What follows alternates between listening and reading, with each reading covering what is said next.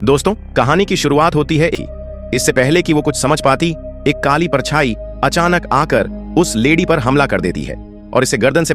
यही सब सोचकर ओलेना काफी डरने लगती है और फिर वो अपने मंगेतर एंड्री के पास जाती है, जिसके साथ वो बेहद खुश रहती थी। एंड्री, ओलेना दोनों कुछ हसीनों एक दूसरे से बेहद प्यार करते हैं और जल्दी शादी के बंधन में भी बंधने वाले हैं और दोनों फिलहाल यूक्रेन में एक साथ रहते हैं। एंड्री ओलेना के लिए नाश्ता वगैरह बनाकर अपने काम पर चला जाता है, लेकिन अब भी ओलेना के दिमाग में वही बुरा सपना घूम रहा था। इसीलिए यह अपनी आंटी को कॉल करती है, जिनका नाम यवदोकिया था। ओलेना अपने नाइटमेयर के बारे में यवदोकिया को बताती हैं कि सपने में डेथ एंड्री को लेने आई थी। यह सुन यवदोकिया काफी परेशान होती हैं और कहती हैं, अब वक्त आ गया है कि तुम एंड्री को कहीं दूर भेज दो और उसे कहां और कैसे भेजना है ये तुम अच्छे से जानती हो। इसके बाद हम ओलेना और एंड्री को एक साथ देखते हैं, जो दोनों बहुत खुश थे क्योंकि आज इनकी एनिवर्सरी थी। ये दोनों इस सेलिब्रेशन के लिए एक छोटी सी पार्टी रखते हैं और एक दूसरे के साथ अपनी फीलिंग्स शेयर करते हैं और फिर इंटीमेट होते हैं। लेकिन इनकी यह खुशी जल्द ही दहक में तब्दील हो जाती है, क्योंकि यह साल था 2022 का, जब रूस यूक्रेन पर हमला कर देता है और रूसी सैनिक यूक्रेन में घुस आते हैं। ये एक्टिविटी और अथॉरिटीज को किडनैप कर लेते हैं। रूसी सैनिकों की वजह से यूक्रेन के आम लोग भी काफी डरे हुए थे, इसलिए यह अपने अपने घरों में छुप कर रहते हैं। इधर एंड्री और ओलेना भी अपनी जान बचाने के लिए यहाँ से भागने का फैसला करते हैं, लेकिन उस वक्त यूक्रेन का हर इलाका रूसी सैनिकों के कब्जे में था। इसीलिए ओलेना एंड्री से कहती है कि हमें आंटी यवदोकिया के पास चले जाना चाहिए, क्योंकि आंटी यवदोकिया का घर शहरी इलाके से दूर जंगल के बीचों बीच सुनसान जगह में बना हुआ था। यह घर वर्ल्ड वॉर के टाइम पर भी था, जहां कोई भी सैनिक नहीं पहुंच पाया था। इसीलिए ओलेना एंड्री से वहीं चलने की जिद करती है और एंड्री भी मान जाता है और दोनों गाड़ी में बैठकर जा ही रहे होते हैं कि रास्ते में कुछ रूसी सैनिक इनकी गाड़ी रोक लेते हैं और इनसे पूछताछ करने लगते हैं और इनकी तलाशी भी लेते हैं। एंड्री इनसे बचने के लिए काफी अच्छे से बात करता है, पर यह रूसी सैनिक ओलेना के साथ मिसबिहेव करना शुरू कर देते हैं। पर एंड्री किसी तरह बस यहाँ से निकलना चाहता था, इसलिए यह इनसे कुछ नहीं कहता और गुस्सा शांत करके बैठा रहता है। सभी पूछताछ करने के बाद भी ये लोग इन्हें नहीं जाने देते, बल्कि ये सैनिक अपने चीफ से ओलेना की डिमांड करते हैं ताकि ओलेना के साथ इंटीमेट हो सके, और चीफ भी इसके लिए राजी हो जाता है। परमिशन मिलते ही यह सैनिक ओलेना के पास पहुंच जाते हैं और उसे टच करने की कोशिश करते हैं, लेकिन यह सब देख एंड्री का खून खोल जाता है और यह इन सैनिकों पर गोलियां चलाना शुरू कर देता है। इस अटैक में एक सोल्जर मारा जाता है, जबकि दूसरे सोल्जर का पैर काफी ज्यादा जख्मी हो जाता है। जैसे तैसे ये दोनों बचते बचाते अपनी आंटी यवदोकिया के घर आ जख्मी हो गया था, इसलिए यह डॉग के ट्रीटमेंट के लिए डॉग को आंटी को सौंप देती है। लेकिन तभी ओलेना अपने हाथों पर लगा खून नोटिस करती है और जब ये एंड्री के पास जाकर देखती हैं तो वो घायल होता है और इसे भी गोली लग चुकी थी। एंड्री की हालत बहुत ज्यादा खराब थी। ओलेना इसे संभालने की कोशिश करती है, पर कोई फायदा नहीं होता। एंड्री का जख्म इतना गहरा था कि वो इसकी जान ले लेता है और ओलेना अपने ही हाथों में अपने प्यार को मरता हुआ देख बहुत रोने लगती है। ओलेना एंड्री को ठीक करने की बहुत कोशिश करती है, लेकिन अब एंड्री के जाने का वक्त आ चुका था। डेथ एंड्री को लेकर अपने साथ चली जाती है और यही साइन ओलेना को बार बार अपने सपनों में भी मिल रहा था, जो कि अब सच हो चुका था। इधर हम उन्हीं सैनिकों को देखते हैं जो अब ऐसे बर्ताव कर रहे थे जैसे कुछ हुआ ही ना हो। वो बिना किसी अफसोस के अपने मारे गए साथी सैनिकों का जरूरी सामान निकालने लगे और जो जख्मी होते हैं उन्हें ट्रीटमेंट देकर बेफिक्र होकर बैठ जाते हैं। ओलेना के लिए एंड्री की मौत को एक्सेप्ट करना बहुत मुश्किल था। ये एंड्री की डेड बॉडी को देखकर फूट फूट कर रोने लगती है। ओलेना को इतना परेशान और बेहवास देख आंटी यवदोकिया इसके पास आती हैं और इसे समझाते हुए कहती हैं, सब ठीक हो जाएगा। इस पर ओलेना कहती है, मुझे कुछ ठीक नहीं करना, बस मुझे एंड्री चाहिए। ओलेना आगे कहती है, मैं कई लाइफ जी चुकी हूँ, हजारों युद्ध मैंने देखे हैं, कई लोगों को खोया है, लेकिन एंड्री को खोने का गम सबसे उनको भी सुकून से नहीं जीने देगी, बल्कि उन्हें तड़पा तड़पा कर मौत की नींद सुलाएगी। ओलेना कहती है, मैं उनका जीना इतना मुश्किल बना दूंगी कि उन्हें जिंदगी से ज्यादा मौत आसान लगेगी। इतना कहकर ओलेना यहाँ से जाने लगती है और आंटी यवदोकिया से एंड्री की डेड बॉडी जलाने को कहती हैं, जबकि खुद कुल्हाड़ी लेकर यहाँ से घर में बनी एक सीक्रेट दीवार के पास जाती है और कुल्हाड़ी की मदद से इसे तोड़ने लगती है और फिर दीवार तोड़कर एक सीक्रेट चैम्बर में चली जाती है। इसमें ब्लैक मैजिक और सुपरनेचुरल चीजें मौजूद थीं, जो कि काफी खतरनाक थीं। ओलेना एक मैजिकल मिरर के सामने जाकर खड़ी हो जाती है और एक एक कर अपने सारे कपड़े उतार देती हैं और यहाँ हम देखते हैं कि ओलेना के दोनों हाथों की कलाई पर टैटूज बने हुए हैं, जबकि जादुई शीशे में देखने पर यह टैटूज बेड़ियां नजर आती हैं। ओलेना इन टैटूज, जो कि बेड़ियां थीं, उन्हें कट लगाकर तोड़ देती हैं और जो सुपरनेचुरल पावर इसने एंड्री के लिए छोड़ दी थी उन्हें फैला देती हैं। शरीर में कुछ चेंजमेंट होना शुरू हो जाते हैं और हम देखते हैं कि ओलेना की बॉडी में खास तरह की पावर दौड़ने लगी है। यह पावर वापस मिलते ही ओलेना काफी पावरफुल और खतरनाक हो जाती है और अब यह पूरी तरह से अपने दुश्मनों से बदला लेने के लिए तैयार होती है। ओलेना कोई नॉर्मल लड़की नहीं थी, बल्कि यह एक विच थी जो इस चुड़ैलों की दुनिया से दूर एंड्री के साथ जिंदगी गुजारना चाहती थी, पर ऐसा नहीं हो पाया, इसलिए यह इस दुनिया में वापस आ गई। इधर हम रूसी सैनिकों को देखते हैं जिनका चीफ बताता है कि खाने की सप्लाई अब भी नहीं हो पाएगी क्योंकि जो खाने का ट्रक था वो यूक्रेन ने रोक लिया था। इसलिए चीफ इन सबसे कहता है, अब तुम लोग पूरी तरह आजाद हो, खाना लाने के लिए तुम्हें कोई रोक नहीं सकता, चाहे किसी को मारना पड़े, अब तुम फ्री हो। ये सब सुनकर सैनिक बहुत खुश होते हैं और अलग होकर खाना ढूंढने के लिए निकल जाते हैं। कुछ सैनिक एक घर में खाना ढूंढने जाते हैं जहां एक बूढ़ा आदमी इन्हें यहां से भगाने लगता है, लेकिन यह रूसी सैनिक इस बुजुर्ग आदमी को ही मार देते हैं और इसके घर में जबरदस्ती घुस जाते हैं, जहां इन्हें इस बूढ़े आदमी की बेटी दिखाई देती है जिसका नाम था काटिया। काटिया को देखकर यह सैनिक इसे बंदी बनाने की कोशिश करते हैं, लेकिन काटिया किसी तरह इनसे बचकर यहाँ से भागने लगती है, पर कोई फायदा नहीं होता क्योंकि यह सैनिक जल्द ही इसे बेहोश कर देते हैं और एक सैनिक मौके का फायदा उठाकर काटिया के साथ गलत काम करने लगता है। जब काटिया को यह सैनिक इस पर बिल्कुल रहम नहीं करता। वहीं दूसरी तरफ कुछ सैनिक मौज मस्ती के लिए एक घर पर शूट करने लगते हैं। जब एक लेडी यह सब देखती है तो इन सैनिकों को समझाते हुए कहती हैं, तुम लोग इंसान हो, इंसान ही बनकर रहो, जानवरों जैसे बर्ताव मत करो। लेडी की यह बात सुन सैनिकों को काफी गुस्सा आता है और यह इसे शूट कर मौत की नींद सुला देते हैं। इसके बाद ये लोग एक कैंप के पास पहुंचते हैं। यहीं काटिया को भी लाया जाता है ताकि सभी सोल्जर्स का मनोरंजन हो सके, लेकिन तभी हम ओलेना को ने गोली मारकर एक पैर जख्मी कर दिया था।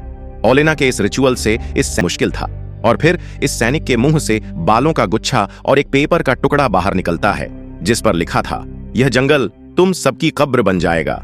यह सब पढ़ने और देखने के बाद यह सोल्जर बहुत ज्यादा डर जाता है और इसकी हालत इतनी खराब हो जाती है कि यह यहीं मर जाता है। इधर चीफ को भी सपने में ओलेना खून से सनी हुई दिखाई देती है जो इन सबको मारने की बात कहती है। यह देख चीफ काफी घबरा जाता है और सोल्जर्स से काटिया को यहां से दूर ले जाने के लिए कहता है। चीफ की बात मानकर सोल्जर्स काटिया को एक सुनसान जगह पर फेंक देते हैं और यहीं ओलेना भी आ जाती है जो काटिया से पूछती हैं, क्या तुम्हें बदला चाहिए? काटिया कोई जवाब नहीं देती, लेकिन उसकी आंखों में छुपा दर्द बदला लेने की मांग करता है और ओलेना भी समझ जाती है। इधर जब एक सोल्जर बाथरूम करने जाता है तो बाथरूम की जगह खून निकलने लगता है। यह देख सोल्जर काफी ज्यादा परेशान हो जाता है। इसके बाद हमें दो सैनिक दिखाए जाते हैं जिनमें से एक को ओलेना अपने काबू में करने की कोशिश करती है और जब इसे मारने के लिए आती है, लेकिन इसकी फैमिली फोटो देख इसे नहीं मारती, बल्कि अब यह दूसरे सैनिक को पैसों का लालच देती है।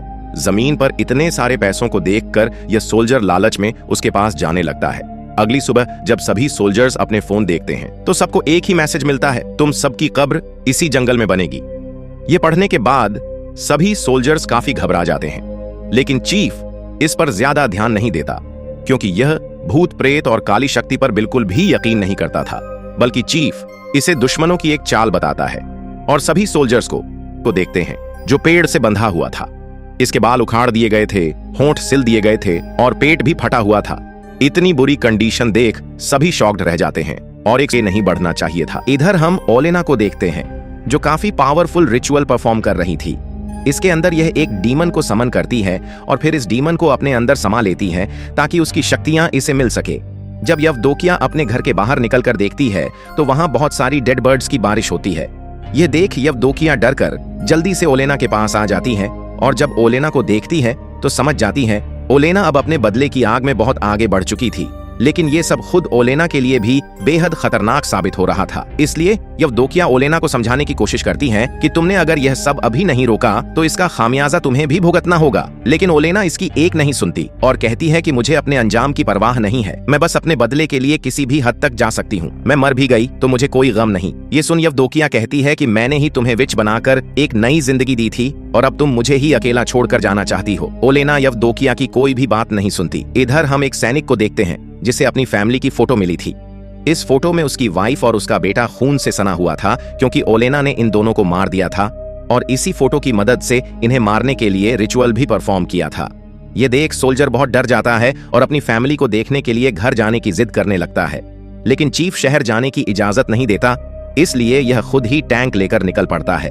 पर रास्ते में ओलेना इसके साथ माइंड गेम खेलती है और अपने दिमाग की इसी उलझन में फंसकर यह अपने ही 2 साथियों को टैंक से कुचल कर मार देता है।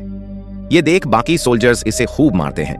हालांकि यह इन्हें सब समझाने की कोशिश करता है, पर यह लोग इसकी कोई बात नहीं मानते। वहीं दूसरी तरफ आते हैं और एक सोल्जर जंगल में आ जाता है। इसी ने उस मासूम लेडी को मारा था, इसलिए यहाँ इसे लेडी की साइकिल दिखाई देने लगती है और फिर लेडी का भूत भी इसे डराने लगता है। यह सोल्जर अपनी जान बचाने के लिए भागता है और तभी इसके सामने चीफ आ जाता है, जो इसके माथे पर एक सिंबल बनाते हुए कहता है कि तुम्हारा मरने का टाइम आ चुका है। यानी यह चीफ नहीं बल्कि ओलेना ही थी जो इसे मार देती है। ओलेना इसे मारने के बाद बड़ी बेरहमी से इसका दिल निकाल लेती है और अपने घर चली जाती है। जब बाकी सोल्जर्स इसके पास आकर इसकी डेड बॉडी देखते हैं तो हैरान रह जाते हैं, क्योंकि इन्हें यकीन नहीं होता कि दुश्मन इस हद तक जा सकते हैं। यहीं एक सोल्जर सुपरनेचुरल पावर की बात कहता है, पर चीफ इन सब में बिलीव न करने की वजह से उसे डांट कर चुप करा देता है। इधर जब आंटी यवदोकिया ओलेना को सोल्जर का दिल खाते हुए देखती है तो काफी डर जाती है और ओलेना को समझाने की फिर से कोशिश करती है, पर ओलेना इसे हर्ट करते हुए कहती हैं कि मुझे और पावर चाहिए।